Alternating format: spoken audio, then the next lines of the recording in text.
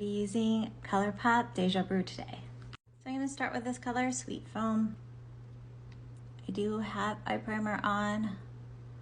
Just going to do a light coating all over the lid and all over the crease. Then I'm going to take Good Habit and then kind of just go in the outer half, right through here, and then again through the crease.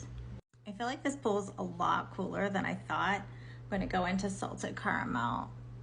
It's got a little shimmer to it, but not a whole lot of glitter. I just want like a soft glam look today. I'm going to go into Double Shot and then wing out some eyeliner and a little bit underneath. A little mascara. And there you go. There is the final look. What do you guys think?